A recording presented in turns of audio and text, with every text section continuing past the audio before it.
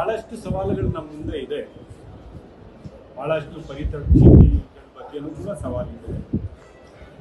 ಅದನ್ನು ನಾನು ಅರ್ಥ ಮಾಡಿಕೊಂಡು ಯಾವುದು ಸರಿ ಇದೆ ನಿರ್ದಿಷ್ಟವಾದಂಥ ಕ್ರಮಗಳು ಆ ರೀತಿಯಲ್ಲಿ ನಾವು ಯಾವುದೇ ರೀತಿಯ ನೈಜ ಫಲಾನುಭವಿಗಳಿಗೆ ತೊಂದರೆ ಆಗಿದೆ, ಯಾರಿಗೆ ಸೇರಬೇಕು ಆ ಅಧಿಕಾರ ಅವ್ರಿಗೆ ಸೇರಬೇಕು. ಆದರೆ ಯಾರಾದರೂ ಅನಧಿಕೃತವಾಗಿ ತಗೋತಾ ಇದ್ದಾರೆ ಅಂದರೆ ಅದನ್ನು ಕೂಡ ಅಲ್ಲಿಂದ ತಪ್ಪಿಸ್ಬೇಕಾಗುತ್ತೆ. ಸೊ ಇದೆಲ್ಲ ನಾನು ಸಂಪೂರ್ಣವಾಗಿ ಅರ್ಥ ಮಾಡಿಕೊಂಡು ಪರಿಶೀಲನೆ ಮಾಡಿ ಕಠಿಣವಾದಂಥ ಕ್ರಮ ಎಲ್ಲಿ ತಗೋಬೇಕು, ಅಲ್ಲಿ ಕಠಿಣವಾದಂಥ ಕ್ರಮ ತಗೋಬೇಕು. ಎಲ್ಲಿ ಮಾನವೀಯತೆಯ ದೃಷ್ಟಿಯಿಂದ ಕೆಲಸ ಮಾಡಬೇಕು, ಅಲ್ಲಿ ಮಾನವೀಯತೆಯ ದೃಷ್ಟಿಯಿಂದ ಕೆಲಸ ಮಾಡಬೇಕು.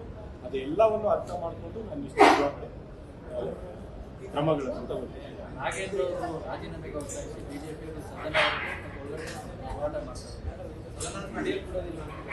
ಬಿಜೆಪಿಯವರಿಗೆ ಈ ರಾಜ್ಯದ ಜನರ ಸಮಸ್ಯೆಗಳನ್ನು ಅರ್ಥ ಮಾಡ್ಕೊಳ್ಳೋಷ್ಟು ಕೂಡ ಪ್ರಜ್ಞೆ ಇಲ್ಲ, ಮತ್ತು ಅದನ್ನು ಚರ್ಚೆ ಮಾಡ್ಕೊಳ್ಳೋಷ್ಟು ಕೂಡ ಅವ್ರಿಗೆ ಆಸಕ್ತಿ ಇಲ್ಲ. ಈ ರಾಜ್ಯದಲ್ಲಿ ಬಹಳಷ್ಟು ಕಡೆ ಬರಗಾಲ ಇರ್ತಕ್ಕಂಥದ್ದು ನಮ್ಮ ಮುಂದೆ ಇದೆ. ವರುಣ ಮತ್ತೆ ಬಹಳ ಮಳೆಯ ಯಾವ ರೀತಿ ಯಾವ ಪ್ರಮಾಣದಲ್ಲಿ ಎಷ್ಟು ಎಲ್ಲಿ ಆಗಬೇಕಾಗಿತ್ತು, ಕೆಲವು ಕಡೆ ಜಾಸ್ತಿ ಆಗಿದೆ, ಕೆಲವು ಕಡೆ ಆಗಲೇ ಇಲ್ಲ. ಈ ರಾಜ್ಯದ ರೈತರಿಗೆ ಶಕ್ತಿ ತುಂಬಬೇಕಂತ ಜವಾಬ್ದಾರಿ ನಮ್ಮ ಮೇಲೆ ಎಲ್ಲರ ಮೇಲೆ ಇದೆ. ಈ ರಾಜ್ಯದ ಜನರ ಬಗ್ಗೆ, ರೈತರ ಬಗ್ಗೆ, ಯುವಕರ ಬಗ್ಗೆ ಚಿಂತನೆ ಬಿಟ್ಟು ಅವ್ರ ಸಮಸ್ಯೆಗಳನ್ನು ಸರ್ಕಾರದ ಮುಂದೆ ಅವ್ರು ತಗೊಂಡು ಬಂದು ಚರ್ಚೆ ಮಾಡ್ತಕ್ಕಂಥ ಜವಾಬ್ದಾರಿ ಈ ರಾಜ್ಯದ ವಿರೋಧ ಪಕ್ಷಕ್ಕೆ, ಮುಖ್ಯವಾಗಿ ಬಿಜೆಪಿಗೆ ಇದೆ.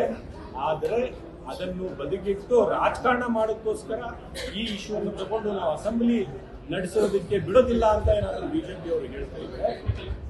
ಅದು ಜನರಿಗೆ ಒದಗಿಸ್ತಕ್ಕಂಥ ಒಂದು ದ್ರೋಹ ಅಂತ ನಾನು ರಾಜ್ಯದಲ್ಲಿ ಇದು ಸರ್ಕಾರದ ಕ್ರಮಕ್ಕೆ ಎಲ್ಲ ಶ್ಲಾಘನೆ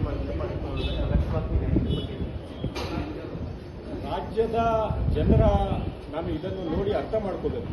ನಾನು ಅರ್ಥ ಮಾಡ್ಕೊಂಡಿಲ್ಲ. ಆದರೆ ಮೇಲ್ನೋಟಕ್ಕೆ ನೀವು ಏನು ಹೇಳ್ತಾ ಇದ್ದೀರಿ ಅದಕ್ಕೆ ಉತ್ತರಿಸಬೇಕು. ಅಂದರೆ ರಾಜ್ಯದ ಜನರ ಆರೋಗ್ಯವನ್ನು ಕಾಪಾಡುವುದಕ್ಕೆ ರಾಜ್ಯ ಸರ್ಕಾರ ಏನೇನು ಮಾಡಬೇಕು ಅದೆಲ್ಲ ಕ್ರಮವನ್ನು ನಾವು ನಿರ್ದಿಷ್ಟವಾಗಿ ನಾವು ತಗೋತೇವೆ. ಜನರ ಆರೋಗ್ಯ ಬಹಳ ಮುಖ್ಯವಾದಂಥ ಒಂದು ಕಾರ್ಯಕ್ರಮ ಈ ರಾಜ್ಯ ಸರ್ಕಾರಕ್ಕೆ. ಅದರ ಪರವಾಗಿ ನಾವು ನಿಲ್ತೇವೆ. ಜನರ ಆರೋಗ್ಯವನ್ನು ಕಾಪಾಡ್ತಕ್ಕಂಥ ಜವಾಬ್ದಾರಿ ನಮ್ಮ ಮೇಲೆ ಇದೆ. ಅದೇ ನಿಟ್ಟಿನಲ್ಲಿ ಕ್ರಮವನ್ನು ತಗೊಂಡಿದ್ದು ಅಂತ ನಾನು ಹೇಳಬೇಕು.